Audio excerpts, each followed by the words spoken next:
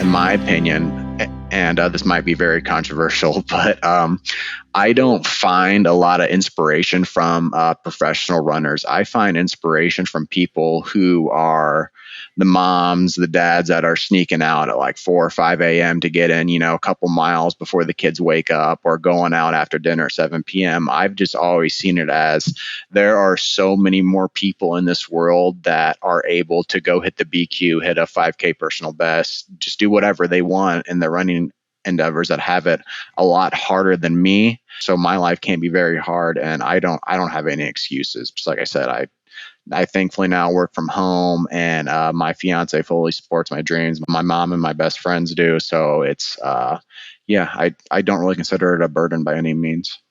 I feel the same way sometimes. I work from home. I have a flexible situation as long as there's not a meeting scheduled, and it's exactly sort of like get your work done type environment with asynchronous work, where like I run at 9 a.m., but I'm also working at 6 p.m. sometimes, or 4 p.m. because it's Mountain Time to Eastern Time. To me, it's like you've got the hand you're dealt and play it. And right now we're both in this environment where we can it's flexible and might as well use that to our advantage. I am curious about the aspect of swinging and missing. You said you don't draw a lot of motivation from professional athletes, but more so everyday people who have jobs and chase BQs and whatnot. I think a component of relatability is struggle and not being super successful all the time. I was on a run this morning with Kara Goucher, and Kara is managing dystonia, where she has trouble running, for lack of better explanation, and has mostly been only able to run on soft dirt. Kara is an Olympian, and she's trained with some of the best athletes in the world who have won medals, and she's made her career running. And we were talking about like the storytelling aspect of where she's at now. And I'm like, look, you're more relatable than ever. And we were talking about this like dynamic between influencers and professional athletes, and where brands are spending money.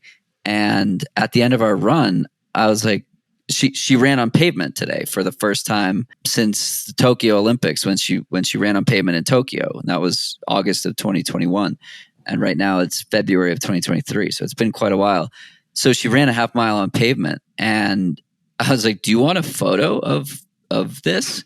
Like, this kind of cool thing to remember and to share. So she shared it, and it's so cool to see the feedback from the people that follow her, who totally know that she's been to the Olympics, but today her Olympics might have been running a half mile on pavement at 8-minute pace.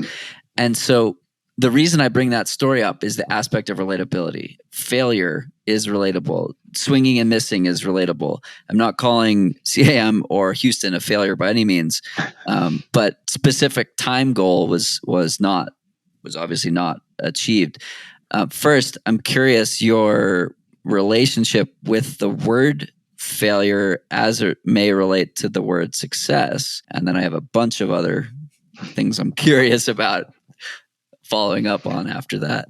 Yeah, I don't know. I'm not afraid to fall flat on my face. I don't know. In high school, I had a coach who basically told me you could be upset or bothered for something for about 20 minutes afterwards, and you kind of had to move on with your life. And I've just kind of taken that and ran with that in my running stuff and in my professional life. There's been times where when I was 22, 23, I got laid off from my first big boy job, in quotation, but I had to move on from that. Yeah, with running, at the very end of the day, I mean, does this all really matter? I don't know. Like, it'd be cool to run the OTQ, but yeah, I've just never really been afraid of failure in my life at all. The question of does it really matter is one that I love talking about, right? Because in isolation, running is a stupid, ridiculous it is endeavor, right? Like we are sleeping in bed. Our alarm goes off earlier than is required.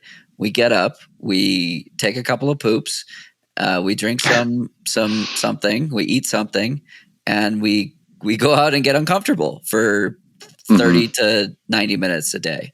Yeah. It's completely optional and completely ridiculous if if you think about it. And so to me, the whole thing is like, what is the meaning that it adds to your life? So that's the question. What is the meaning that it adds to your life? Right before we get into that, I actually told my sister a few weeks ago, I was like, running causes all the problems in my life. I probably would not have a single issue if I just went out every day and jogged 5 miles, and I could probably be content with my entire life like that. Just going out, getting in 30 to 40 minutes in the morning and just being done. But anyway, back to your question, it's probably just like the pursuit of pushing myself, I suppose. I really enjoy seeing progress from, just like how my body's able to get faster, stronger, and all that stuff. I think I really just enjoy the routine of exercise and training. I just got done taking some time off from running. I took 2 weeks off and I was biking like a madman on Zwift. And I told my fiance, I said, when the day comes when I'm able to be done competing, I'm like, I'll still probably be doing some sort of training regimen. Probably nothing like strict or hard, but I mean, I'll still be getting in, like I said, 4 to 8 miles in the morning, maybe a Zwift ride in the afternoons, 30, 40 minutes there. I do really enjoy like the whole routine of exercise and just feeling good afterwards.